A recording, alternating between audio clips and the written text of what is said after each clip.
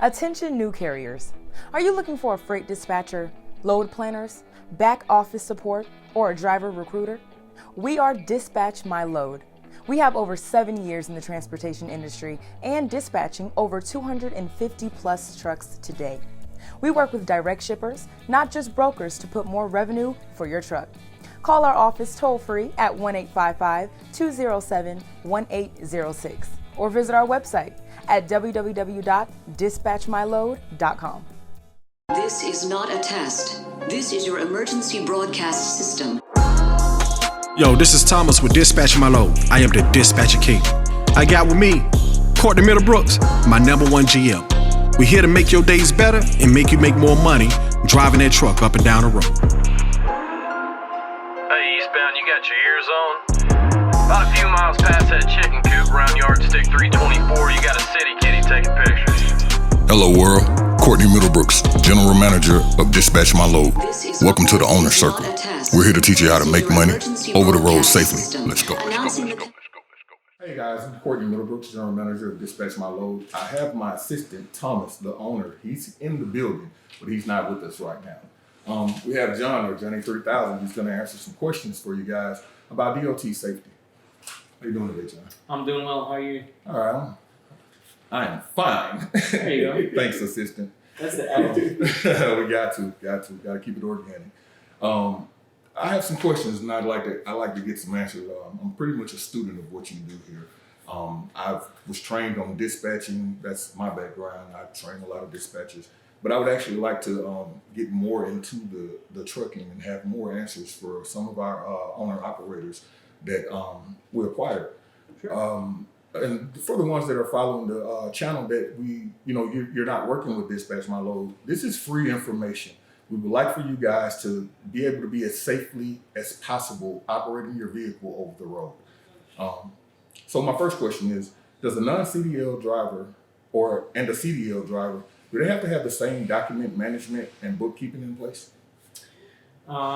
Yes. So pretty much anything over 10,000 pounds, you have to have your medical card on you.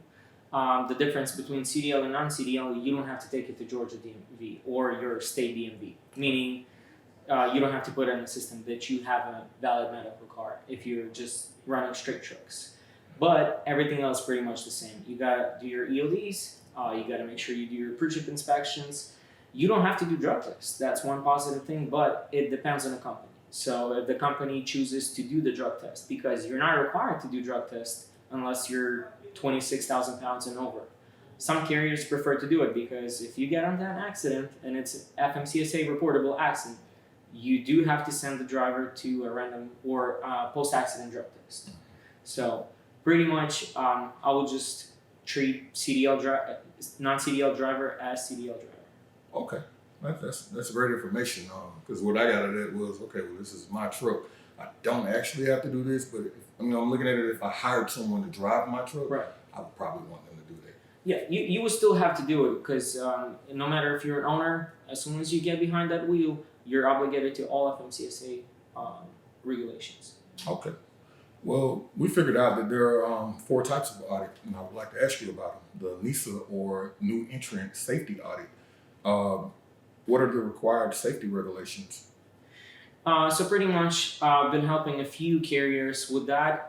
It's an easy process, and of course you gotta know what you're doing, but pretty much you're just gonna be uploading the documents of driver files, how many drivers you got, their names, date of birth, and good thing about that program is that you can do everything online. So you don't have to, nobody sits next to you, nobody checks where you're getting this information. How you have pretty much a month or so, you can get prepared, you can hire somebody to do it, or if you go to online, New Safety Entrant, they already have examples of what the documents are supposed to look like. So technically you can just, copy and paste or just get the right documents in hand. You gotta make sure you have drug testing policy, you gotta make sure that you know which drivers you have on the policy, which truck you have on a policy, and of course you'll have to upload your ELD documentation, which is your logs, bill of ladings, toll roads, fuel receipts, everything's gotta match. Okay.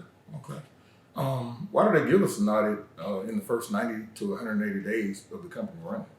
FMCSA just want to make sure that all the carriers that are opening their own authority, that they're compliant, because there's a lot of carriers, and we're talking about 26 to 80,000 pounds vehicle that can do pretty bad damage if you don't know what you're doing. If you're just staying compliant, all FMCA wants to do that. We're safe on the road, and pretty much everyone to be safe. Okay. I got one question here from Happy Trucker 360 off of one of the social media sites that we follow. And he wants to know, can you expound or give us a little insight to the importance of decals, tags, markings, logbooks, so forth? What's the importance of having these things? There's a lot of regulations, but stuff like decals, right?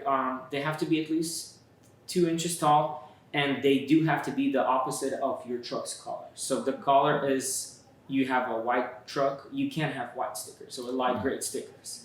I've had cases where we put beautiful gray stickers and DOT wrote us up. And we're like, we quickly order another decals in dark color. But stuff like ELD, make sure you have ELD running, make sure the driver knows what he's doing, make sure the ELD that you're using is FMCA approved. You can just find it on a website. Equipment files, just make sure you know which truck's VIN number, tire size, make sure you have all the maintenance records. So if you change tire, if you did your alignment, PM changes, just store everything. The more information, the more DOT sees, okay, well, these guys are definitely taking care of their trucks. So it's kind of like you just need to really, really be thorough. And I always suggest take courses, guys. If you guys can, go to NACME.org. They take CDS, which is Certified Director of Safety courses. A lot of information, good stuff. I promise you won't regret it. You got to spend a little money, but trust me, it's worth it. It's worth all these points and all those audits or any further issues. Yeah, spend a little now to save a lot later. Definitely. Right. This is a personal question. As long as my driver is on my insurance, if his driving record isn't up to par, would that reflect on my audit? The DOT really looks at your hiring process. They definitely look at MVRs and driver qualification files, and it's really up to your insurance to either accept or deny a driver. So if he has 2 moving violations, a couple of accidents, as long as insurance is good, you're good to go. You can hire a driver. But I believe that FMCSA still looks at your hiring process, your procedures, and they will ask questions. Okay, well, why did you hire this guy with 3 accidents and you don't think he's going to cause another one in your company? So really, there's no regulations, and as long as insurance is okay with it, you're good to hire a driver. But it's up to you to make a really smart decision. Is this driver going to be an asset, or this driver is going to be a problem for me in the future? Right. Okay, about this compliance review, what are DOT regulatory processes? What do they look for when they look into my company's safety and performance? So pretty much they look at the amount of vehicles you have, the amount of drivers you have, and the amount of violations, of course, you have. If you are triggered by a lot of vehicle maintenance violations, if you're getting pulled over at the wait stations and all they look at your truck and trailer and they always find an issue, that's what they're going to come for you. They're going to come and they're going to ask you to give them your maintenance records. How are you taking care of the truck? All those inspections that you had and issues, did you fix them? So they want to see that you know what's happening in your fleet and you're doing something in order to prevent it from happening again. Okay. We have a security audit, the safety plan, driver training, company security measures. I was told it pretty much runs hand in hand with the hazardous material audit. Right. So what about the what does that consist of? The safety plan, the driver. So safety plan, you gotta have a safety plan, and you gotta have plan of corrections in anything that's going on in your fleet, right? So if you have a driver that's violating unsafe driving, he had a speeding citation. What is your plan? what are you doing to train him? Are you giving him a training? Then you get him a certificate and you show DOT that, hey, I've talked to this guy. This is what I've done. You gotta have a plan of actions. So if you have a plan of action, first offense, training. Second offense, a week suspension. Third offense, termination. So if you have a plan of how things are gonna go whenever something happens, DOT just wants to make sure that you're not just receiving a violation and, well, it was a bad day for a driver. What can I do? Well, I mean, it's just a headlight. No big deal. I mean, it's just a bad DOT officer. They just want to see that you really care of what's going on, and especially, I mean, it affects everyone else. I mean, DOT just wants to make sure that you care not only about your company but everyone else, environment, and to make sure that you're safe and well. Right. It's kind of, you're operating under in an autonomous situation, so you need to govern yourself. It's kind of like preventive measures, maintaining that, and then discipline before we do. There you go. Exactly. Okay. The hazardous material audit consists of policy, shipping documents, placards, markings, and container label. Do you have any recommendations for these things? I do not. Unfortunately, we're not in that. We're not in that part of business. Hazardous material.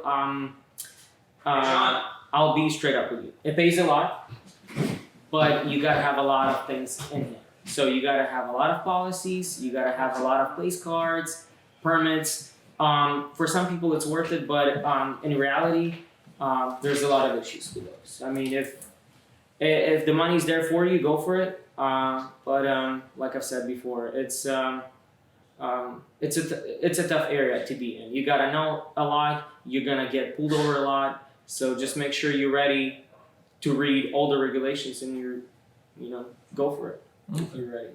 I have one last question, and I'll wrap this up with a statement. Sure. It's about digital docs. Is that just consisting of the ELDs, or is there more to digital docs that we should know? You can have everything digital, and by digital docs, just like I've said before, new entrant safety, everything is electronic. So basically, you just scan it on your phone or scan it through your scanner and upload it into the system, and that's how you pass the audit, right? Now, everything should be electronically. I like personally electronically, just in case DOT comes and I don't have to get the 3-inch binders, maybe 20 of them, and this one is tolls, this one is fuel. Just have everything in one PDF. You can combine all the fuel receipts, you can combine all toll roads. Just be organized, because I've done a safety audit for one of my friends, and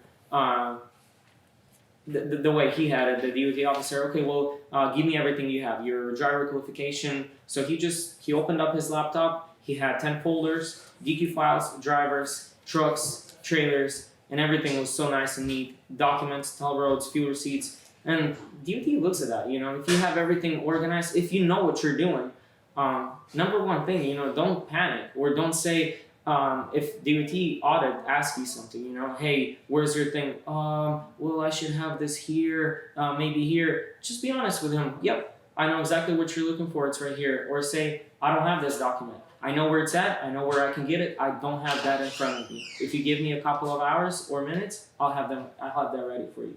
Right. So just like truck and trailer, if your truck and trailer is dirty on the road and DOT sees it, obviously, you have more chance of getting pulled over.